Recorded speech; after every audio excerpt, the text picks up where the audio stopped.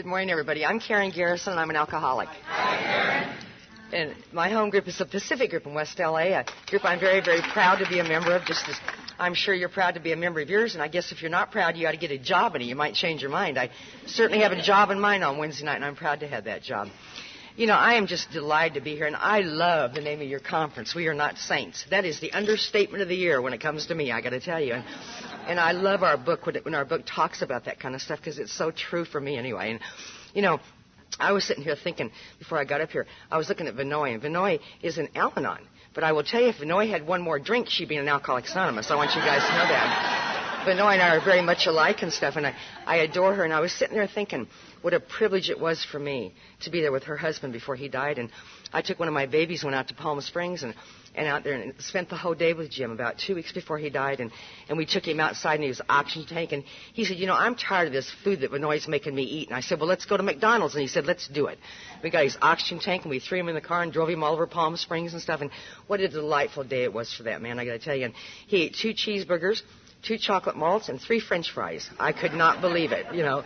He said, now, don't tell Vinoy I did this. And I said, well, we'll tell her later, you know. So I'm telling you now. But the people I've gotten to know over the years in Alcoholics Anonymous, and Don, dear Don from Minnesota and Fargo Moorhead, you know, this man is loved by my sponsor so much I cannot begin to tell you. And Clancy absolutely adores this man. And they're really very much alike, if you want to know the truth, although people don't really believe that, you know. And Don's very gentle and kind and stuff. And you know what? Underneath all that veneer my sponsor has, Clancy is exactly like that, I got to tell you. And that man has held me in his arms while I have bawled my brains out, let me tell you. And I absolutely adore the ground that man walks on. And I talked to him this morning, as I do every single day of my life. And he said, well, get up there and share your experience, your strength, and your hope, and tell those people what it was like, what happened, what it's like now. Ignore the old-timers. They got it. They don't need your inspiration, my dear. And talk directly to those new people, the life and blood of AA. And I believe as I stand here, and I welcome you, and I hope that you stay. And then I think I do, without a doubt, the most important thing I can ever do, and that's to say, God, please help me say what you want me to say to these people. God is very much a part of my life today, you guys, and it used to be that way for me, I can guarantee you. I want to thank Eric and the committee for inviting me to come and share my life with you this morning. This is an honor and a privilege. It's one that I do not take lightly, I'll guarantee you. You guys, I love Alcoholics Anonymous. I really do. And I think that it shows, and I make an awful lot of mistakes. I do an awful lot of things wrong. But I'll tell you one thing, that I love you. Make no mistake about that. You know, I was going to also mention before I get started here, you know, if you're new in this room today, you know, when I came to Alcoholics Anonymous, I had to change my sobriety date when I got Clancy for a sponsor, and there's a reason for that. I'm one of these people that had to go out and smoke dope when I got sober, and if you're smoking marijuana in this room today, you are not sober in Alcoholics Anonymous, I will tell you right this minute. And if you don't believe me, ask any old-timer, you know. And I got my current sponsor, and I told him, I said, where I'm from in Lincoln, Nebraska, you can have 2 sobriety dates, one from alcohol and one from drugs. He said, you're not in Lincoln, Nebraska, you're in Southern California. We have 1 sobriety date here. Now change your sobriety date. And, you know, I was such a smart ass when I got my current sponsor. And I said, where does the book mention pot? He said, the book does mention pot. And I said, oh, it does not. I've read that big book. It does not talk about pot in that book. He said, if I find the word pot in that book, will you change your sobriety date and never argue with me again? And I knew I was making a bad deal, you guys, but I did it anyway. And I'll be damned if he didn't flip open the big book of Alcoholics Anonymous. And on the first page of Bill Wilson's story, it says, died by musket or by pot. And I said, that is not what that means. He said, I don't give a damn what it means. You said the book didn't mention pot. It does mention pot. Change your sobriety date. And that was the end of that. And my life has flourished as a result, I got to tell you guys. And, you know, this morning, one of the girls asked me, she said, what do you have a dress on for? You usually wear a suit and stuff. And I said, well, there's a reason I have a dress on. I want to share that with you guys. I was on the East Coast about, probably a year and a half ago, giving a talk. And right in the middle of my talk, my skirt fell off in front of about 3,000 people. I mean, I was just mortified. And they had one of these podiums. They had a glass podium, and you could see the speaker of all the bad things, and with a wooden top. And during my talk, I felt my skirt start to come undone, and I thought, my God, my skirt's going to fall off. And I thought, I'll get close to the podium. I was trying not to make a spectacle of myself, and it was too late. It was on the floor, you know. But you know what? I've been taught to take action in Alcoholics Anonymous, and I just picked it up and kept right on talking, you know. And I got more applause than the speaker at that conference. Not because of my talk, because my skirt fell off, you know. But anyway, everywhere I go, bad things happen. And yesterday was no exception, I got to tell you. And, you know, I was standing at Delta Airlines waiting for Eric and Don to come and pick me up, and they just kept driving around O'Hare. They stopped at United, they stopped at TWA, American, you name the airline, and Don and Eric were there, and I thought, well, I'm just standing right here waiting for them, and it was just funny after a while, and just one thing right after the other, but I'm delighted to be in Chicago, I got to tell you guys, and, I did a lot of drinking in Chicago at one time, and as a matter of fact, I used to come here and raise hell, if you want to know the truth, and, I'm from Nebraska, and and don't anybody laugh about me being from Nebraska. We're the #1 football team in the nation. I'll point that out to you. But, I wasn't doing well in Alcoholics Anonymous in Lincoln, Nebraska. What was that? I went through it. The day I got sober, I weighed 95 pounds. I was the color of squash. I had an alcoholic hepatitis. I had a liver cirrhosis. I had ruptured esophageal varices. And if you guys don't know what that stuff is, you don't want to, because you die from that kind of stuff. And I was standing on Skid Row in Lincoln, Nebraska, sucking on a bottle of Mad Dog. And if you guys haven't drank Mad Dog, I need to tell you it's not one of your finer wines, I can assure you. I'll guarantee you one thing, that crap has never seen a grape, make no mistake about that. And I literally could not believe what was going on in my life. I'd lost my children, lost my husband twice, although I didn't really care about that, I want you to know. I'd lost my car, I'd lost my house, I'd destroyed every relationship I'd ever had with anybody, and I was clearly dying from alcoholism. And then I lost the one thing that brought me my knees in this disease. I lost my nursing license. And you guys, I love my profession, and it absolutely devastated me, but did not stop me from drinking, and there's a reason for that, and it's in the big book of Alcoholics Anonymous, because I have an obsession that somehow, someday, I will learn to control and enjoy my drinking. The persistent illusion is astonishing. Many of us pursue it in the gates of insanity and death. And I'll guarantee you one thing. I was in the gates of insanity the day I got sober and almost into my coffin. And I am so grateful to stand here 15 years sober today. I cannot begin to tell you guys. And it didn't start out my life with me standing on Skid Row, I got to tell you. And, I come from a wonderful home there in Nebraska, and I want you to know that. My mother wanted you to know it, too, I'll guarantee you that. I had a beautiful, sophisticated, elegant mother that died 3 years ago, and I miss my mom so much, you guys, I cannot begin to tell you. And my mom was always so proud her daughter was 12 years sober in Alcoholics Anonymous when she died. Although she did not believe I was an alcoholic the day she died, if you want to know the truth. She thought I was having a few problems, and I sure as hell was, I can tell you that. But, what I miss about my mom the most, and I know this sounds absolutely ridiculous, but this is what I miss about her the most. Whenever I go speak anywhere, I call her up and she'd say, why do you have to get up there and tell those people all that stuff about you? They're not going to like you. And I'd always say, Mom, the rottener you are in Alcoholics Anonymous, the more people love you. And she'd say, well, I don't understand that. And I'd say, well, you don't have to understand it. And she'd say, and don't tell those people that you're afraid, because they don't like people that are afraid. And I'd say, Mom, the more afraid you are in Alcoholics Anonymous, the more people love you. And one more time, she'd say, I don't get it. And why would she get it? She wasn't an alcoholic. And then she's always ended up by saying to me, and I used to love to hear it, and I'd prod her into it in a given opportunity. She'd say, I'm going to tell you something, young lady. You come from good stock, and we don't air our dirty laundry in public. And I'd always say, Mom, it's not dirty anymore, and she didn't understand that either. But she loved you guys, let me tell you. And I come from an alcoholic home, and I don't think that's neither here nor there. I don't do well with people that stand AA podiums and blame anybody for anything. And my father died from this disease on the streets of Chicago in 1979. And you tell me how a major in the Air Force dies on Skid Row.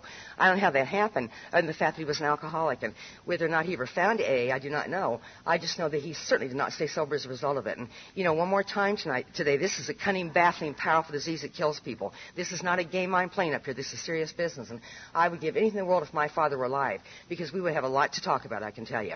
I have a sister who was Miss Rah-Rah in high school and homecoming queen and cheerleader and all that kind of crap, and made straight A's and never cracked a book, and I made straight F's and never cracked a book, and that was the difference. My sister was a beautiful little girl. She's a gorgeous woman today. She looks nothing like I do, I got to tell you. And she was the model for many, many years for Neiman Marcus in Dallas, Texas, and retired here recently. Now she's teaching school in the West Indies. And I got to tell you guys, it is a direct result of Alcoholics Anonymous. I love my sister very, very much today. And I recently found out something about her. She's also very beautiful on the inside, too, and I never used to know that. I have a brother who's a pilot in the Navy in Spain who got home from Operation Desert Storm not too long ago, who was in that first attack over there. And I am so grateful that that war is over. You have no idea. Neither one of these people are alcoholic. I have another sister who's married the public defender in Lincoln, Nebraska, who got me out of one hell of a bunch of trouble when I got sober, and I'm welcome in their homes today, and I never used to be. I come from basically a very boring family, if you want to know the truth. They're highly successful people, and they bore me to tears, I got to tell you guys.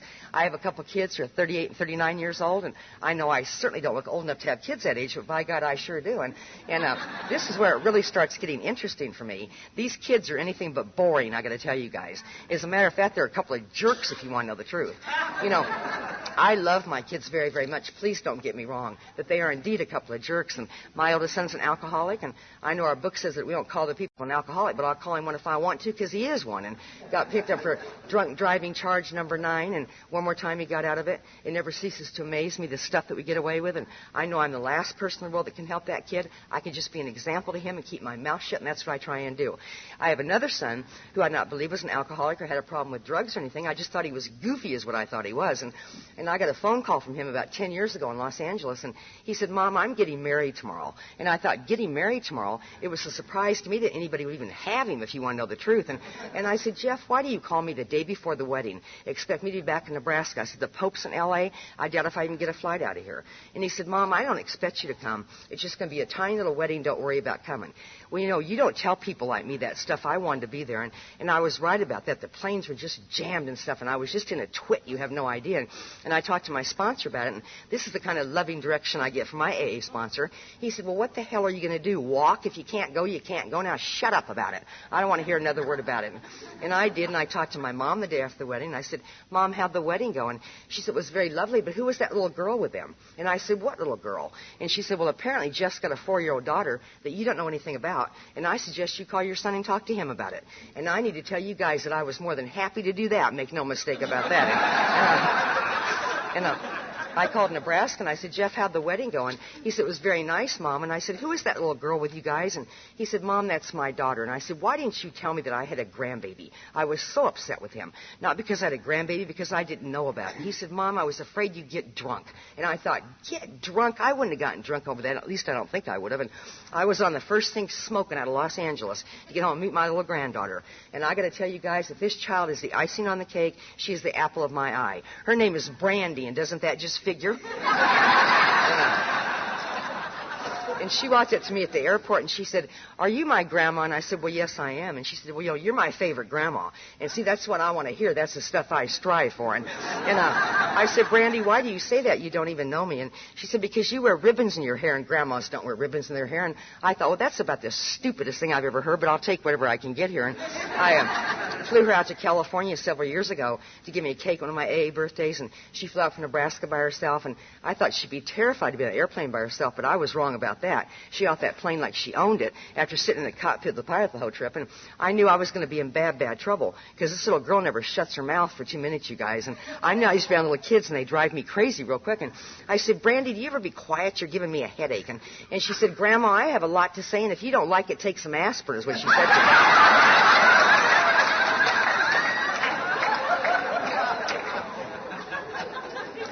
I think that we have a prospective member of AA on our hands there. I hope I'm wrong about that. I stood in Lincoln, Nebraska 6 years ago in January. And I looked at grandbaby number 2, a beautiful baby boy that was born to my son and his wife. And I got to tell you guys that tears of gratitude on my cheeks because I should not have been standing there. And I stood in Lincoln, Nebraska 5 years ago in January. I looked at grandbaby number 3, another beautiful baby boy that was born to my son and his wife. And one more time, the tears were rolling. And 3 years ago in January, I stood in Lincoln, Nebraska. I looked at grandbaby number 4, another beautiful baby boy that was born to the alcoholic son of mine and his wife. And one more time, the tears were rolling. And a year and 3 weeks ago, last night, I stood in Lincoln, Nebraska. I looked at grandbaby number 5, a gorgeous baby girl that was born to my son and his wife. And you guys, I got the honor of naming that little girl. I named her Hannah Rose. It's an old family name. And I'll guarantee you one thing, that nobody was asked me to name grandbabies 15 years ago. There wasn't any grandbabies 15 years ago, but I wouldn't have been asked to name them, I can assure you. And, you know, things in my family are very, very good today. It is only a direct result of this program, I can assure you. And it took a long time for it to happen. And in my case, that's a good thing, I got to tell you guys. You know, the reason that Clancy's my sponsor, and, you know, the reason I have a man for a sponsor is that I was not doing well in Alcoholics Anonymous in Lincoln, Nebraska. I went through 19 sponsors in Lincoln, you know, and the day came to me with some old-timer grabbed me and said, you're going to get Clancy for a sponsor. And I got to tell you that my whole story has absolutely, literally turned around, let me tell you, as a result of that. And I've got so many things that I've added to my story since I've had Clancy that are just treasures to me and stuff.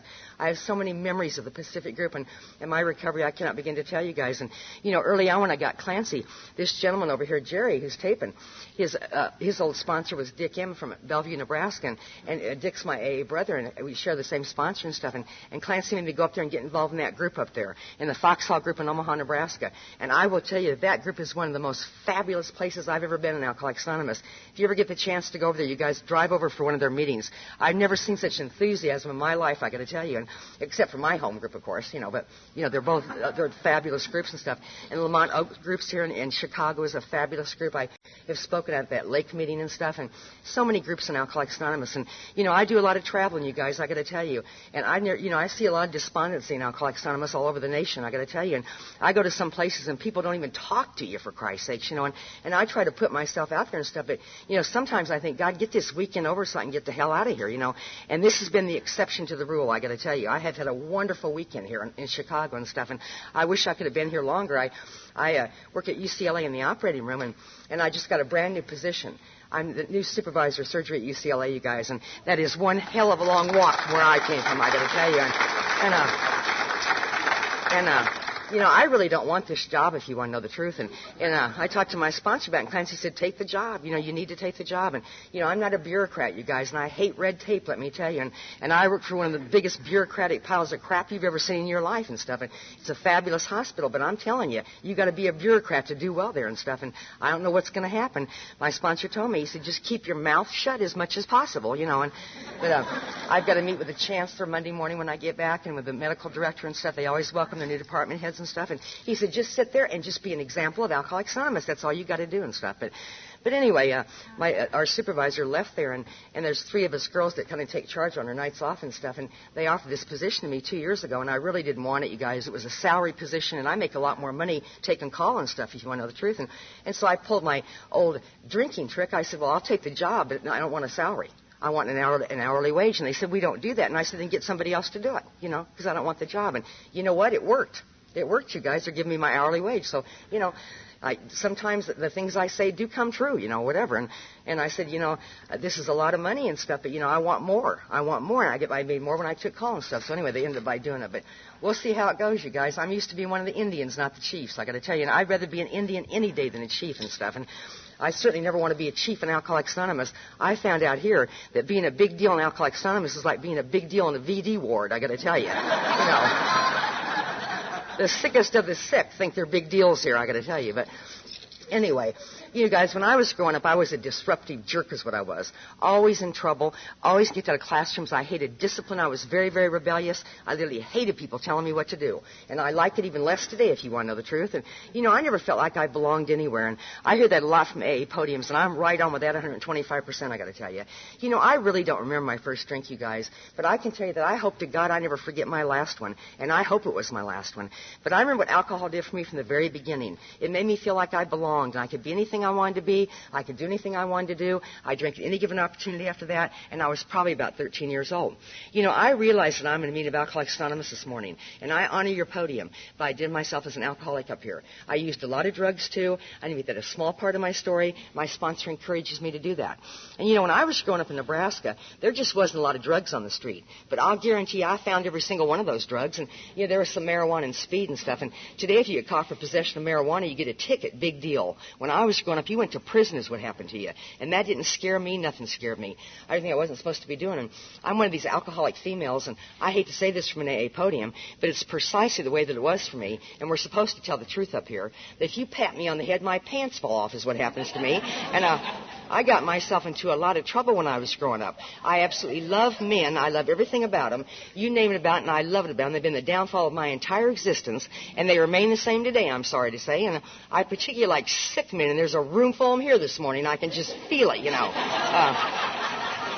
That's one thing I love about Southern California. It's got so many sick men and girls. I'm just entertained around the clock 24 hours a day. And I'm getting the age now where silver-haired men are starting to become very attracted to me, which opens up a whole new ball game, I got to tell you. Those young ones are nice girls, but soon you get to talk to them, and they ain't got nothing to say I want to hear. And I'm sure that I have nothing to say they want to hear either. But I have to tell you guys a funny story.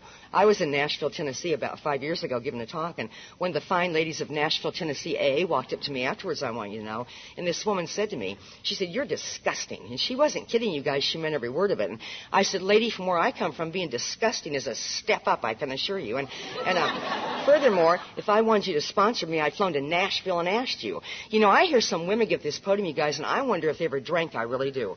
Or if they do all their drinking in one room and somebody shoots through the keyhole with an eyedropper. I was out there big time. I got myself into a lot of trouble. I've been taught to share that freely in Alcoholics Anonymous. And if I offend anybody in this room, I would never offend anybody in the program that saved my life, I got to tell you. And besides that, my book tells me, and this is my favorite part of the big book, it says, cling to the thought that in God's hands your dark past will be the greatest possession that you have. Then it goes on to say, because you can literally divert death and misery for others. And I found it to be very, very true in my sobriety. So if I offend anybody here today, I don't want to hear about it afterwards either, but I got pregnant when I was 16 years old and I had to get married. And as it must be, I married an alcoholic. Don't most alcoholic women? I go for colorful, exciting men that beat the hell out of you and all kinds of stuff. And he wasn't even a man, you guys. He was only 17 years old and I was 16. I couldn't cook. I couldn't clean. I couldn't take care of a baby, nor did I want to take care of a baby. And before we knew it, we had 2 babies to take care of. And I quick found out what caused all that, and I put a halt to it, I'll guarantee you that. And that caused me a lot of trouble throughout the years. And as it must be, I married an individual that refused to work, that drank on a daily basis. He used to come home and beat me up on a daily basis. And I had never seen a man hit a woman before in my life, you guys. I'll guarantee you one thing. If my dad would lay one hand on my mom, she'd have knocked him from here to the moon, I got to tell you. And I grew to hate this guy very, very much. And I'm not blaming him for my disease, so please don't get me wrong. It's just part of my story, and I need to share it. And somebody in that family had to get a job, and I hadn't finished junior high yet, for Christ's sakes. And I found a job as a nurse's aide at a hospital there in Lincoln. And the magic was put in my life. I literally fell in love with nursing. And I made a plan to myself. I would love to go to school. I'd love to become a registered nurse. That's what I would love to do. You know, they say that alcoholics don't have willpower. And I'm here to tell you from this podium that is a bunch of crap. I have more willpower than 20 elephants. When I want to do well, I'm going to do well. I don't have any willpower as far as my disease goes. When I want to do something, I'm going to do it. And I went back. I finished junior high. I finished high school. I went to college full-time for 3 years, and I worked full-time for 3 years. And I'm talking about 18, 20 hours a day, you guys, and that is hard stuff to do. I did not drink, not use any drugs during this period of time. At the age of 27 years old, I became a registered nurse. And if you think I'm proud to stand here this morning and tell you that I got jerked in front of the State Board of Nursing Nebraska, and they told me, you are a disgrace to your profession, you're a disgrace to nursing, you're a disgrace to medicine, you are no longer working because we just jerked your nursing license. If you think I'm proud of that, you are sadly wrong. You guys, I love my profession, and I really, really mean that. And I would never do anything to jeopardize the people that I take care of, nor the people that I work with in ordinary circumstances. And what I had to tell you this morning is a story about how I threw it right down the toilet so I could drink. And that is total insanity. It's also called alcoholism. At the age of 27 years old, I divorced this man. And girls, I got to tell you that a whole new world opened up to me, and it's called men and alcohol. And I went absolutely hog wild is what I did. I was engaged 8 times during that divorce. I never did marry these people. 2 of them died from alcoholism, for Christ's sakes. I don't know anything about social drinking. I drank, ran with alcoholics, and we do indeed die from this. And at the age of 27 years old, I went to work in surgery at a hospital there in Nebraska, and I had that job for 19 years. I love working in the operating room. I love taking care of those patients. It's a colorful, exciting nursing position. I drank, ran with medical people mostly. They were colorful, intense people. They worked hard and they played hard. And I need to tell you guys that the incidence of alcoholism amongst my profession is tremendously high. And that'll do a lot for your security level if you're going to have surgery next week. It has to be very, very true. And those people are so grateful that I'm sober that they can't see straight. And I'm talking about alcoholics is what I'm talking about. You know, in the big book of Alcoholics Anonymous, it says clearly that we're to tell in a general way what our drinking was like. And you're going to get the general idea real quick about what my drinking was like. I can tell you guys about my drinking in about 5 seconds flat if you want to know the truth. Many, many years ago, I was at a little concert in upstate New York called Woodstock. And that's exactly what my drinking was like. It was all about Woodstock. That Woodstock they had 2 summers ago was a piece of crap compared to the one I went to. There will never be another Woodstock, trust me on that. And I was up there with a medical team of people. We were supposed to be working and covering this concert. And New York got when they're going to have this big event. And they told these people, if you don't get medical coverage, you're not going to have this concert. So they started hiring people from the Midwest because they thought would be more responsible. And we were a seedy lot, I can assure you. And I was the first alcoholic to sign up for this and found 9 girls to join me. We made about 80 residents from the East Coast, and there we were at Woodstock. I had never seen so much alcohol in one place in my entire life. You could have floated a battleship out of there with no problem whatsoever. And the drugs, it was like a candy store, and everybody was sharing. And we were sharing narcotics right along with everybody else, I got to tell you. And I really can't tell you much about the whole week if you want to know the truth. truth. We had a little hospital in that back lot of Woodstock, and that was our hospital back there. It was a semi parked back there. And I don't recall being in that semi the entire week. But I do recall what it was like to stand in front of the stage the night that Richie Havens sang Freedom, and Joe Cocker and Country Joe and Santana, those groups that I love. I come from the roaring 60s, you guys, and I love rock and roll, let me tell you. And things not changed in my life in a little tiny bit. I loved Elvis Presley, and Janis Joplin was my lady, let me tell you. Wouldn't Janis Joplin have been a fine member of Alcoholics Anonymous, you guys? I'd have hung out with Janis, let me tell you. I'd have traded Janis for Clancy any day of the week if you want to know the truth, but... Don't tell him that I said that. I'm just kidding. I would trade my sponsor for anybody in the whole world, and I really mean that. But, you know, drinking for me at one time was a fun thing, you guys. It'd be a lie for me to stand here today and say anything but that. But I cannot remember the fun. I remember the pain that caused me. It almost cost me my life. I'm going to give you a couple quick drinking stories and get my recovery here. You know, I love the horse races, too. I love everything I'm not supposed to be doing. And I've been to the horse races in Omaha, Nebraska with a couple nurses that I worked with. And the girls told me, they said, Karen, the horse races have been over with for 3 hours. We're all drunk. Let's go back to Lincoln. And I said, well, run along. I'd met two guys from Council Bluffs, Iowa, and these guys wanted to take me to a party, and by God, I was going. Like I said, you pat me on the head, and I'll follow you anywhere you want to go. And I really can't tell you much about this party, you know, the guys that I was with. I just know that I woke up out of a blackout on Highway 2 by Palmyra, Nebraska, a little bitty town of about 200 people. And I found out something very interesting out about Palmyra, Nebraska, that they take a dim view of naked women walking on their highways. I found that out. And there I was at 2 o'clock in the morning, walking stark naked down the highway, in my high heels carrying my purse. And it was February in Nebraska, and it's a tad bit nippy out there in February in Nebraska to be doing that. And today I know why ducks' feathers freeze, I can assure you. And of all the luck, the first person I ran into was a highway patrolman. And, you know, in California, the cops have a partner. And in Nebraska, they use a trail by themselves and stuff. And this guy stops his squad car, and he rolls down his window, he turns on his siren, and he looked at me, and he said, what are you doing? And I thought, well, that's about the stupidest thing I've ever heard anybody say. It's quite obvious what I was doing. And he said, lady, you get in this squad car, and you sit down, and don't you touch me. Well, you know, one thing about a person like myself, every time I'm in trouble, I'll do one thing more to make it worse every single time. And I looked at this cop, and I said, I'm not getting in your squad car because you might try and rape me. He said, lady, I wouldn't bet any money on it. You are absolutely disgusting is what you are. And I'm here to tell you guys that that made me madder than anything was going on to show you how sick I was. And he had to get a matron out from the Palmyra, Nebraska City Jail to come out there and get me. And that woman was not pleased, I will guarantee you. They were very busy night at that downtown jail, not have time for this foolishness. And I went downtown, booked for indecent exposure, for assault and battery, for kicking his windshield, for hitting her, for hitting him, all the delightful little antics that we pull as practicing alcoholics. And I will never forget how humiliating it was to be in that courtroom. The very next morning, when my brother-in-law, the public defender in Lincoln, who was working down there, I did not know he was there, came walking up to me, and he said, Karen, have you lost your marbles or what? Why would you do something like this? And you guys, I looked at my brother-in-law, and I was to say this to many, many people in my drinking career in many, many courtrooms. I said, oh, for Christ's sakes, Dennis, this could happen to anybody. You know, and we all know better than that. And that cost me about $3,000 to get out of that, and I just shirked it off like it was no big deal. If you're going to drink, these things are going to happen occasionally, so what? I will never but I did learn one thing from that event I want to share with you, and this is all that I learned. Don't ever drink with men from Council Bluffs, Iowa, and I kept right on drinking. I will never forget what it felt like to wake up in the very hospital that I worked at in surgery, in their emergency room. One more time I'd been to horse races, and one more time I was coming out of a blackout. You know, for a number of years I thought the horse races were my problem. It certainly was not my drinking. I'm one of these alcoholic females with a big mouth when I drink, and I have a big mouth in sobriety, but I can tell you that pain is a teacher here. It's getting a lot better. And I'd smart off some guy at that horse race track, and he belted me right in the teeth is what he did. And a plastic surgeon was putting 18 stitches in my mouth. And I'll never forget what this doctor said to me. You guys, as long as I live, I'll never forget this.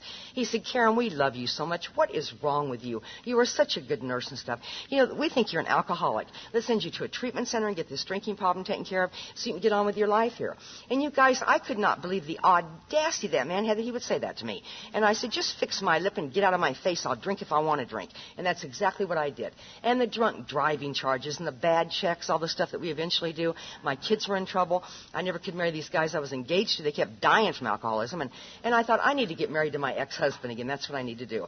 The kids need their father. Besides, I need to get even with him for all the things that he's done to me. And those are not very good reasons to get married again, I got to tell you. And I'm certainly not proud of that as I stand here this morning. You know, if anybody in this room is thinking about getting married to the same person twice, don't do it. You're going to be sorry. The only way I can describe it is like taking a bite out of the same turd twice, if you will.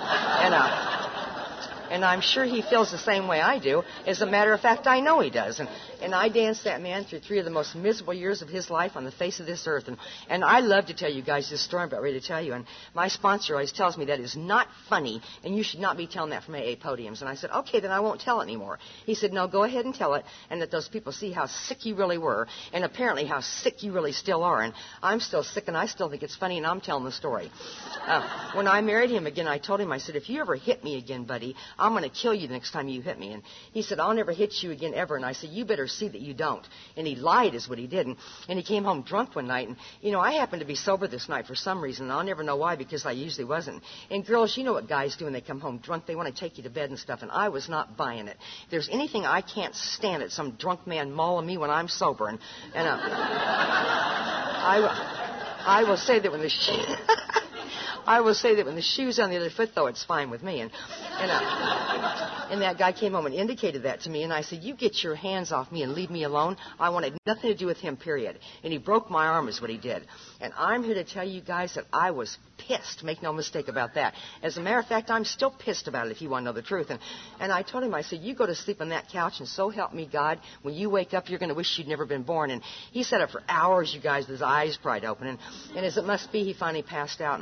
And I started drinking martinis, and this is a classic example of what alcohol did for me. Alcohol told me what to do. I didn't tell it what to do. And I had about 8-10 martinis, and I was feeling no pain, I can assure you. And I was sitting there watching this guy. And I hate to tell you what this man was doing, but I can't tell you the story unless I tell you what he was doing. He was laying on the couch playing with himself. And I thought, you disgusting man, you make me sick to my stomach. And the more I drank, the madder I got. And you guys, I'm a nurse, and I'm very familiar with male anatomy. And I'd be very familiar with male anatomy if I wasn't a nurse, but anyway. I thought to myself, what can I do to get even with this guy for all the things that he's done to me? And I came up with this brilliant idea in my drunken stupor. That's one thing that we should never do, is drink and think at the same time, I got to tell you. And this was many, many years ago, you guys, when super glue first came out. And super glue was powerful stuff. Mrs. Bobbitt has nothing on me, I can assure you. I was a forerunner before she ever got started. And I got that super glue out, and I read the directions on that super glue. And like I said, I was drunk, and I wasn't seeing very clearly. And what I thought those directions said were, if this hits human skin, you better get it off within 15 hours. Now, why would it say something stupid like that? What it said was, in fact, if this hits human skin, you better get it off within 5 minutes, is what it said. And I went over to this man, and I poured super glue all over this guy's groin, and I mean everywhere. There was not one...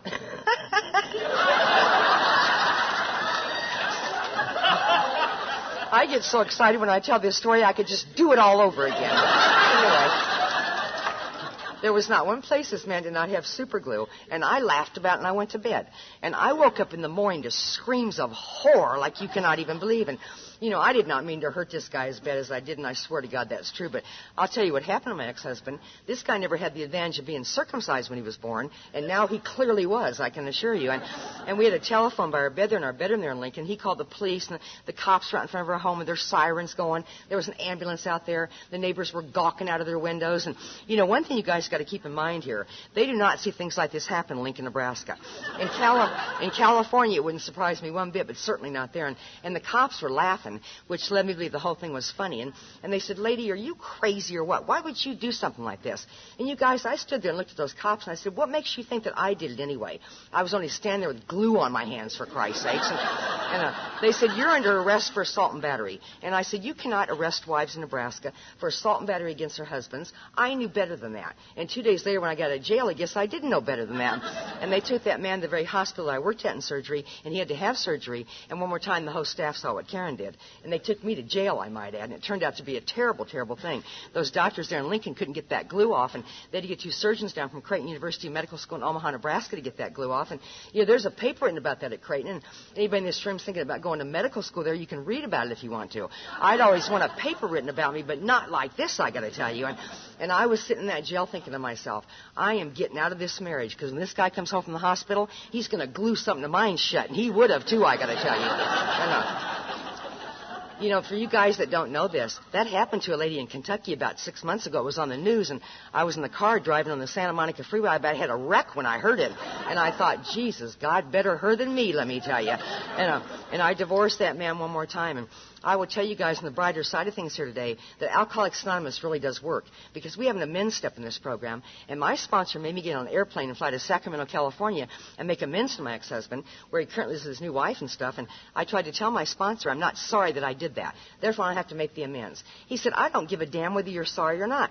Get on the airplane and get there and do what I'm asking you to do, and maybe one of these days you will be sorry. And I don't need to tell anybody in this room today that when that guy sees me, he kind of backs up, let me tell you, but we're able to sit down and talk and stuff, and I made my amends to him. And I will tell you guys that I walked away from that man. I was free what I had done to him. I was free of being married to him twice. And I will tell you that the promises in the big book of Alcoholics Anonymous started coming true in my life when I made those amends. So I know this thing works. You just got to do it for it to work.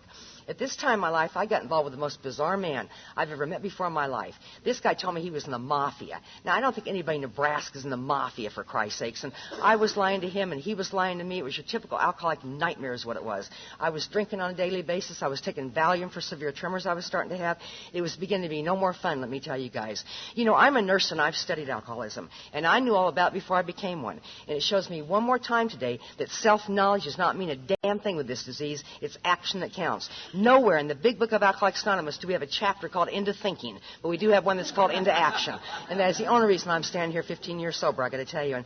And the day came for me that hospital told me, we have had all the crap we're going to take off of you. We cannot read about our nursing staff in the paper anymore. Gluing husbands, drunk driving charges, bad checks, all the stuff that you're doing.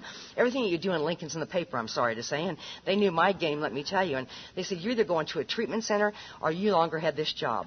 Well, you guys, you know what? You don't tell people like me that stuff. And I said, you and what army's going to make me go to a treatment center? And I walked out of the job that I loved more than the whole world, and I cannot say that enough today. And I drank and I drank and I died 1,000 times over. I went to work at a nursing home there in Lincoln, and when I'm about ready to tell you guys something I'm not proud to discuss from any AA podium, it took me years into my sobriety before I would ever mention this. I found myself stealing drugs from that nursing home. I was stealing morphine and Demerol and cocaine and Valium, and I get my damn hands on. And if you think I'm proud of that, you were sadly wrong. And the day came for me, the people that ran that place came up to me, and they said, Karen, what is wrong with you? You are just weird is what you are. You know, you take good care of the patients, you're a good nurse and stuff, but you're just strange. And I remember thinking to myself, you'd be strange, too, if you had 200 milligrams of Demerol on board. You'd be strange, too. And I threw my narcotic keys at them, and I walked out the door before they fired me. And I went to work at Bryan Memorial Hospital there in Lincoln. And you guys, it's a fine, fine facility. And I was drunk on that interview, and I got that nursing position. And I'm not talking about falling down drunk. I was just maintaining a certain level of alcohol in my bloodstream that I would not shake and have those violent tremors. That is clearly desperation drinking. Our book describes it vividly, and I was in hot water up to my yin-yang, let me tell you. I had to drink, I had to take drugs, and I had no more choice in any of it. And I will tell you guys right up front here today, the very thought that I might drink again makes the hair on my neck stand straight up. And that's why I'm an active member of Alcoholics Anonymous and stuff. But anyway, I kept that job for a short amount of time, doing the same things I was doing at that nursing home, stealing drugs, justifying in my head, I don't mean to do this, I'm not a bad person, this is a temporary thing, I'm never going to do it again. We all know that never happens for us. We just jump from the fat to the fire here. And the day came for me when I got caught red-handed stealing some morphine from that hospital. And this has got to be, without a doubt, the most humiliating day of my entire life. When they said, you give us your narcotic keys and you get out of this hospital, don't you ever walk back in here again. We're reporting this to the State Board of Nursing. That's exactly what they did. That's exactly what they should have done. My other two jobs should have done it, too, as a matter of fact. And to make a long story short, I'm here today, I lost my nursing license. And to make a long story shorter and shorter, I'm here today, I went up on the streets of Nebraska is what happened to me. And you guys, I spent 2 years on the streets. And I have traveled over the Midwest. I prostituted myself. And I'll guarantee you one thing, that I have seen and done things that no woman should ever see her doing. I'm still so sick in the head sometimes I think to myself, I wouldn't mind seeing some of them again, you know. And my sponsor assures me I'm to be thinking that kind of stuff. And, you know, I've been in nut houses, I've been in detoxes, I've been in jails, I've been in institutions. I cannot think of a thing that did not happen to me on the streets as a practicing female alcoholic. Things happened to me I would not repeat from your podium this morning, but I'm sure that you had the general idea. And 2 years went by for me, and there I was back there in Lincoln, standing on Skid Row, sucking on a bottle of Mad Dog. And I certainly had better things intended for myself than to be doing that, I got to tell you. I will never forget that last day of my drinking as long as I live, and I hope to God it was the last day of my drinking. I apparently was so physically sick, I just passed out on the streets. Is what happened to me. But before that happened, I remember thinking to myself, there was a Hilton Hotel adjacent to that Skid Row area. And I remember thinking 2 years ago, I used to stand on top of the Hilton Hotel and drink martinis with surgeons. What am I doing standing on Skid Row drinking with these people? And I rather imagine those people felt the same way when they arrived there. And like I said, I can't tell you much about it at all.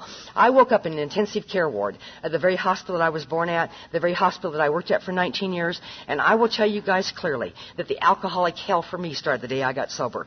I don't know how many people in this room have been through withdrawal, but it's not a pleasant experience, let me tell you. And, I'm not a very big person. I only weighed 95 pounds a day I got sober. And I was coming off a quart or whatever a day and 200 milligrams of Valium a day. That's a lot of booze. That's a lot of pills. And I had a lot of dying to do. And, they say that most alcohol withdrawal is over within 3 days. And perhaps it is for some people. It certainly was not for me. It was going to be a long, long time before I was going to start feeling better. And I laid in that intensive care ward. I had tubes coming out of my belly. They were draining fluid off my liver. I had IVs going. And I found myself in withdrawal that was so bad I cannot begin to tell you guys. And I laid in that intensive care ward and I shook and I shook and I died for 1 solid month. And I'd scream at those nurses and say, you get me some Librium, you get me some Valium, you get me something. This is absolutely inhumane that anybody should have to go this kind of withdrawal.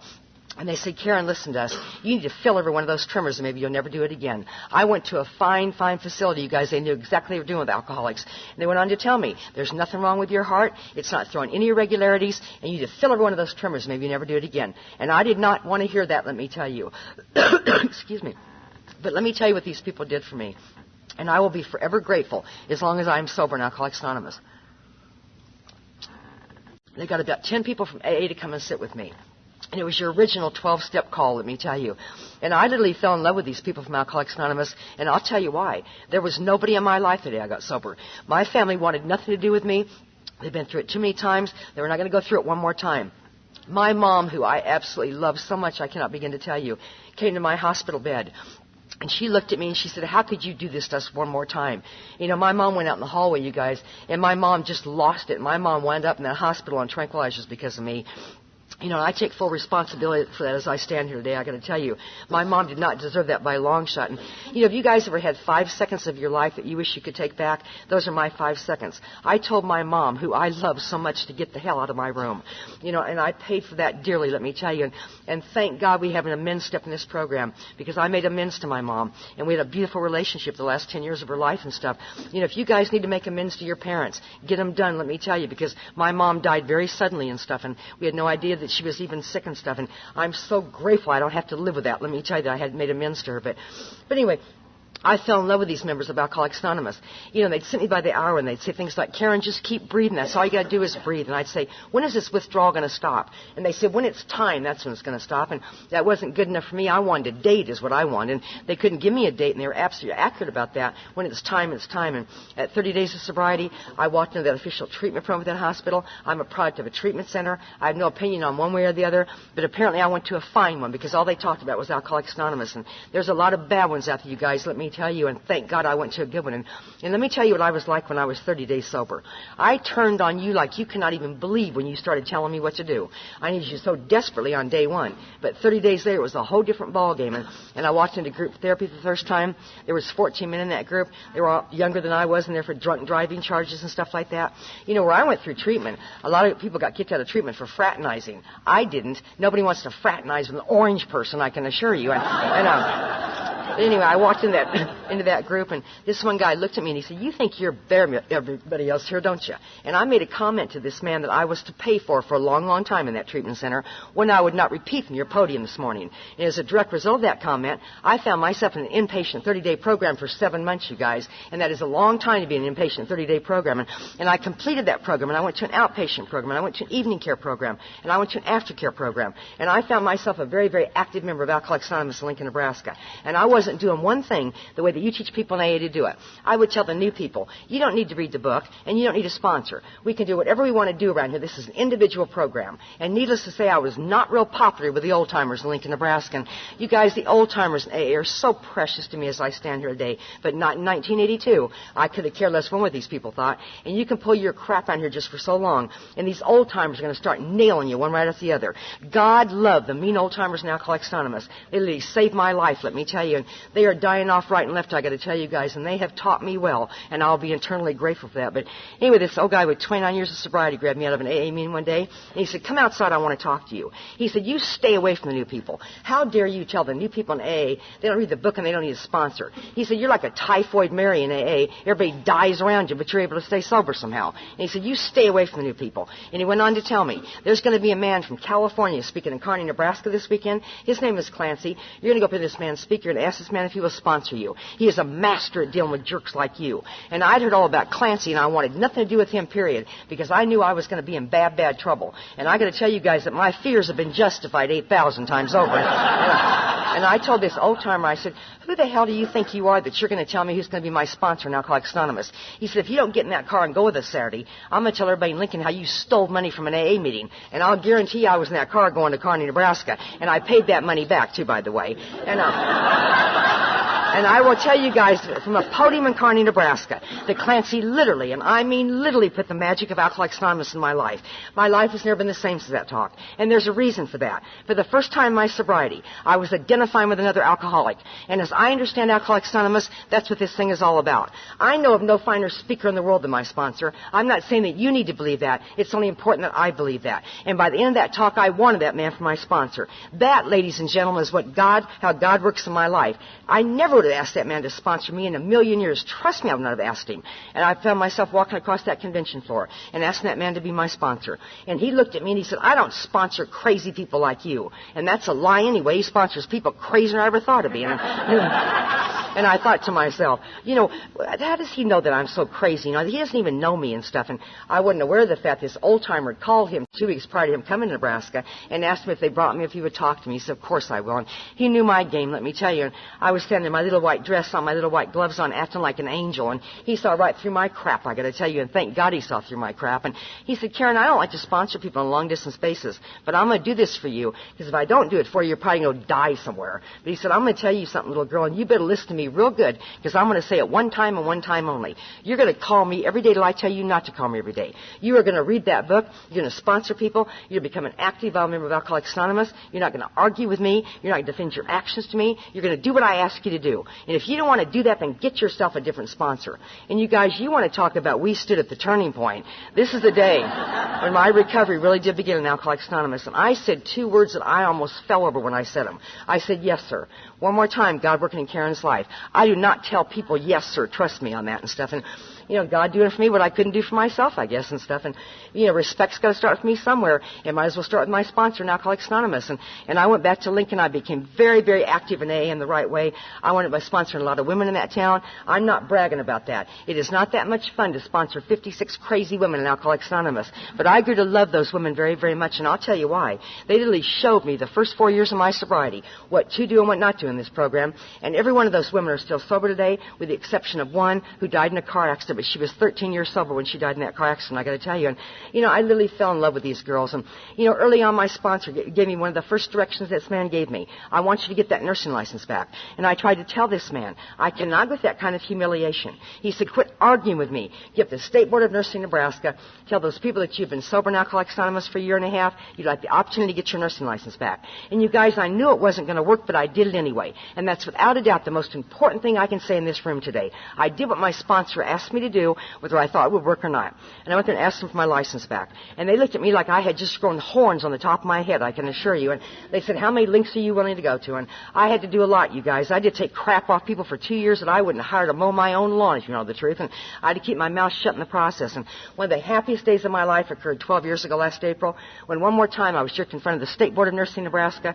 And what they told me brought me my knees for the first time in Alcoholics Anonymous. They said, welcome home. You're fully reinstated as a registered nurse. And that is a gift from AA. I do not deserve that, but I intend to take it. I can tell you that. And, I went out to California to visit a couple of times. I fell in love with Southern California AA. And I told my sponsor on the phone one day, I want to move to Los Angeles. I want to live on that crazy Venice Beach with all those crazy people. I knew I'd fit like a glove, and I've been wrong about that either. I want to belong to the Pacific Group. I want to work at UCLA in the operating room. I want to be on 2 of their transplant teams, their heart and liver transplant teams. I want this and I want that. And every single one of those things have come true for me. And those are all gifts from AA. I don't deserve any of it, but I intend to take it, I can tell you.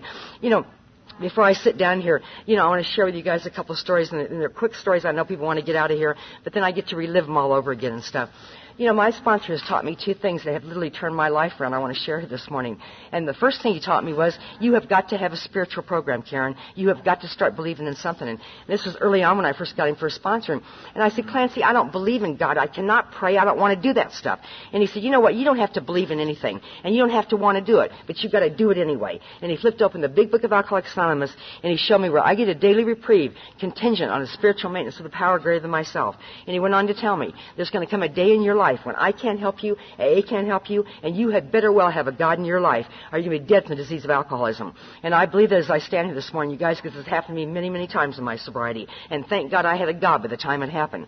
And I said the magic words, what do you want me to do? He said, I want you to get on your knees in the morning, I want you to get on your knees at night, and I want you to pray for God's will. Do not pray for things, pray for God's will and the power to carry that out. And I started doing that, you guys, and I didn't feel any connection with God. I felt like a fool doing it, if you want to know the truth. And this is when I still lived in Lincoln, and I talked to Clancy on the telephone every day, and I'd say, I don't feel any connection with God. He'd say, are you staying sober one day at a time in Alcoholics Anonymous? And I said, well, you know that I am. He said, that's the point of the whole thing. Are you stupid or what?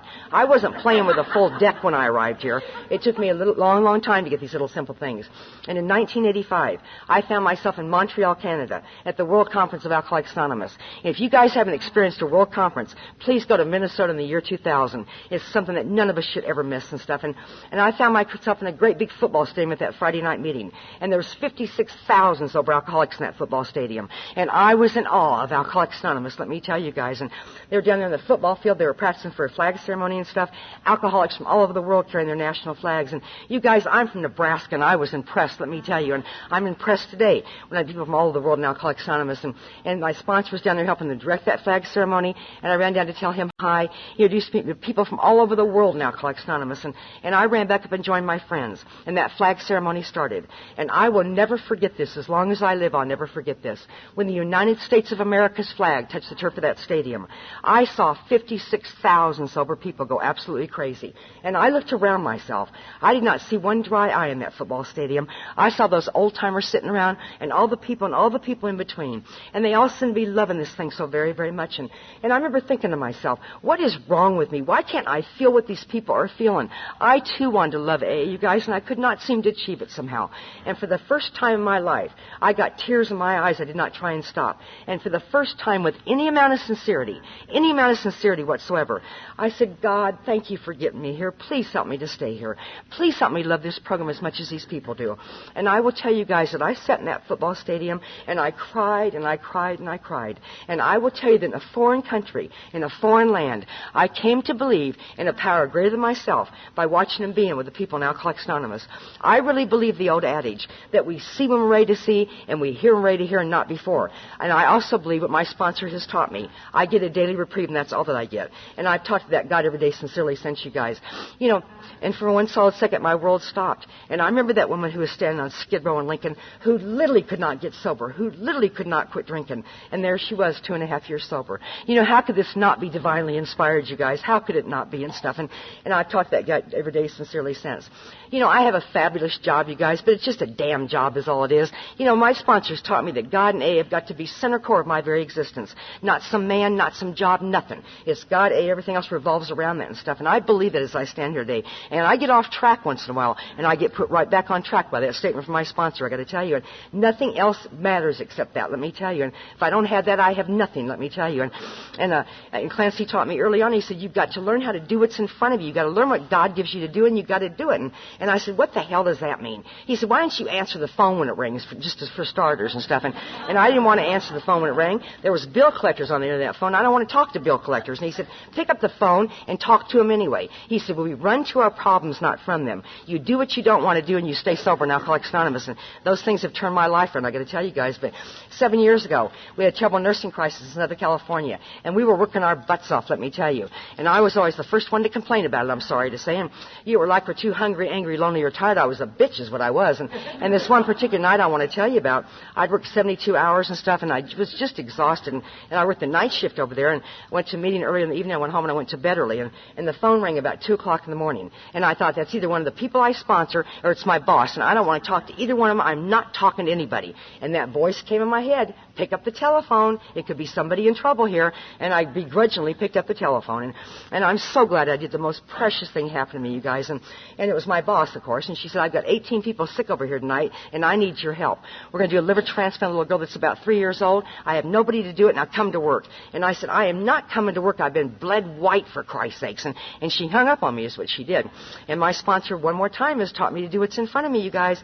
I was going to call him, but I don't want to talk to him about nothing at 2 o'clock in the morning. I just went to work, and I'm so glad that I did, because the most precious thing happened. And I sent my orderly upstairs to get our little patient. He brought this little girl down to surgery. We had a jet coming in from the East Coast to deliver for this child. We had some time to kill and stuff. And he called me in the back, and he said, come out front and get your patient. You're not going to believe all the people that are with this family. And I thought, well, that's nice that they have the support. I was so crappy, you guys. And I went out front, and the first thing I noticed, there was about 75 people with this family. And I thought, how highly unusual at 4 o'clock in the morning. How highly unusual any time, day or night, if you want to know the truth. And then the next thing I noticed was the mother. She had the most beautiful blue eyes I've ever seen before in my life. And the dad was good looking and stuff. And I looked down at my little patient. And you guys, I got to tell you something. Alcoholics Anonymous has taught me to love at a level I never, ever, ever dreamt possible for myself. And I looked into the most beautiful blue eyes I have ever seen before in my life. And this little girl was so sick she couldn't lift her head off the pillow. She was so sick and dying from some strange liver thing. And I remember thinking to myself, and you didn't want to be here. You didn't want to be here, you selfish bitch. You didn't want to be here to take care of this little girl. And I thought, I'm going to be the best nurse tonight I've ever been before in my life. And by God, I was, too. And in this little girl's arm, she had a little bear, and she had a blanket wrapped around that bear and hanging on it for dear life, I got to tell you. And I'd been over and I talked to her, and I said, oh, you brought your little bear to surgery. And she tried to tell me her little bear was going to have a liver transplant. And I said, oh, you're both going to have one. And she said, no, just the bear. But anyway. We sent the family out to the waiting room and stuff, and that mom was in absolute hysterics, I got to tell you guys. And this little girl looked at me and she said, why is my mommy crying? Go tell my mommy not to cry. I can't stand it when my mommy cries. And because of Alcoholics Anonymous, what I've learned in this program, I was able to tell this little girl the truth. And I said, your mommy's crying because your mommy loves you so very, very much. And that seemed to settle her down a little bit and stuff. And we put that little girl to sleep. And I got to tell you guys that 16-hour liver transplant did not go well. We almost lost that baby a couple times due to blood loss, but we have an anesthesiologist at UCLA that loves to play with the kids, and he's just a delight to work with and stuff. And so when this little girl got her IV started, the bear got an IV started, and his bag said bear juice and stuff, and she thought that was real funny. And when the bear went to sleep, she went to sleep. But anyway, we worked real hard on that little kid, I got to tell you guys. And 16 hours later, she went up to her room with not much hope at all, I got to tell you. And I became obsessed with this little girl, and I had to see her again. And we have a rule over there: you may not get involved with these transplant patients. They want to know the organs come from. We cannot tell them. It's best not to see them after surgery. And I don't need to tell anybody in this room here this morning that I'm real good at breaking rules now, aren't I? And I thought, I'm just going to go up and see how she's doing, and I'm not going to talk to anybody. And that's exactly what I did. And when that kid was 6 days post-op from that transplant, I went to her room. And I opened the door of that little girl's room. And you guys, I could not believe what was in front of my face. My God, the power of God, the power of God. Here was this little baby girl. It was the first time she'd been since her surgery. She was jumping up and down in her crib. She had her diapers hanging around her knees. She had a baby bottle in one hand. She had that bear in the other arm. And she put Band-Aids all over this bear. He had Band-Aids on his eyes, his ears, his nose, and I mean everywhere. And it was the first time she'd been up since her surgery. And I stood in that hall, and I just bawled like a baby, let me tell you. It is not cool to see the nursing staff bawl, I got to tell you. And that whole room full of people were in there. And something caught my eye out of the corner of my eye. And I'll be damned if our book, Alcoholics Anonymous, wasn't sitting on that kid's dresser. Now, if you think I'm going to stay out of that room, I didn't give a damn if I got fired. And I was in that room like a flash, let me tell you. And I said to the mother, I said, whose book is that? She said, well, that's my book. I'm a member of AA. So's my husband. Her sponsor was there. His sponsor was there. And those 75 people had driven 500 miles to be with his family, you guys. They were not from the LA area. And they showed me one more time what this deal is all about. It's about love and service, and that's all that it's about. And I went over to the mother, and I said, how long have you been sober? And she said, 5 years today. I thought, oh, my God, her little girl up for the first time. What a fabulous birthday present and stuff. And I watched over this little girl, and she stopped dead in her tracks, and she said, go away, I'm not sick anymore. And I was standing there in my scrub clothes, and it scared the hell out of her is what it did. And I said, I didn't come up here to scare you. I just came up here to see how you're doing. And you guys, she gave me her little bear, and she said, you take him home and take care of him. He's so sick he needs a nurse to take care of him. Now, I know why she gave me the bear, so I'd get the hell away from her. I know that. But my mind tells me because she wanted me to have the bear. And I told the mother, I said, I can't take that little girl's bear home. My God, that bear went through this kid's liver transplant. You guys, we put it in a plastic bag, and it was by her little head her whole entire surgery, I ought to tell you. And I said, you really need to keep it this moment. memento. And she says, Karen, please take it. She wants you to have it. She's got 50 bears in this room. And she did indeed have 50 bears in that room. And I felt like a fool walking down the hall with that bear. But that bear is my most prized possession in the program of Alcoholics Anonymous. Then it got to be too important to me. And, you know, the day came, my little granddaughter said to me, she knows the whole story. She said, Grandma, can I have that bear? And I said, no, it's Grandma's bear. You know. I'm a selfish person, you guys. And she knows the whole story. And she says, Grandma, please let me have it. I'll take such good care of it. And I said, no, it's mine. Grandma, we'll go buy you another bear. And it got so bad I had to talk to Clancy about it. What's a 47-year-old woman doing calling her sponsor and talking about a bear, for God's sakes? And you know what my sponsor told me? He said, give it to her. You got to give it away to keep it. Now, give her the bear. You got the memory, for Christ's sakes, you know. And I gave her my bear. And I'm so glad that I did, you guys, because it's just on her little dresser in Lincoln, Nebraska. His Band-Aid's intact, and she knows the whole story. And every year when I go home for Christmas, her little girlfriends come over and she tells her little girlfriends this whole story, and I just stand there one more time, and I'm so grateful I answered the phone that night, let me tell you. But anyway, I thought I need to reciprocate here. I obviously was not prepared for a birthday party, and I had something in my pocket that Clancy had given me when I was 5 years sober. It was a medallion for 5 years of sobriety, and I was 7 years sober when this happened. And one more time, I'd hung on to something 2 years too long.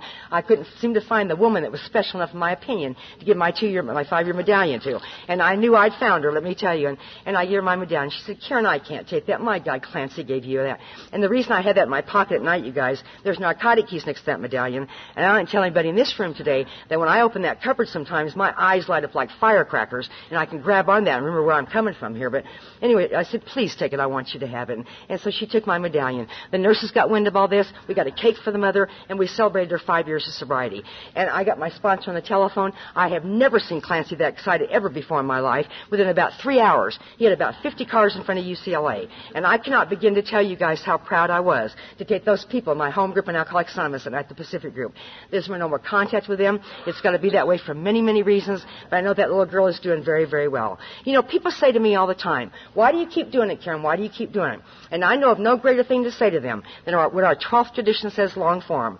So that this to the end, that my great blessings may never spoil me, that I may forever live in thankful contemplation of Him who presides over us all. And there's more reasons than that for me. You're the ones that walked me when nobody else would walk with me. You held my hand when nobody else would hold my hand. And you told me that you loved me. And I need you as desperately today as I needed you in 1982. You've taught me how to live. You've taught me how to love. You've taught me how to keep my pants up and all those things. And I don't do any of those things very well. But I'll tell you the one thing that I do with 200% absolute perfection, and that is this, that I love you more than the whole world. And it's truly a story from an alcoholic hell I could not even describe. I have truly been given, just like the big book of Alcoholics Anonymous says, I have truly been given the keys to the kingdom. And I'm going to say one more thing, and I'm going to sit down here. It has been one hell of a walk from Skid Row, Nebraska, to where I stand in Chicago this morning, and I think that but for the grace of God in Alcoholics Anonymous that I would have missed it all. Thank you for having me, and thank you for my life.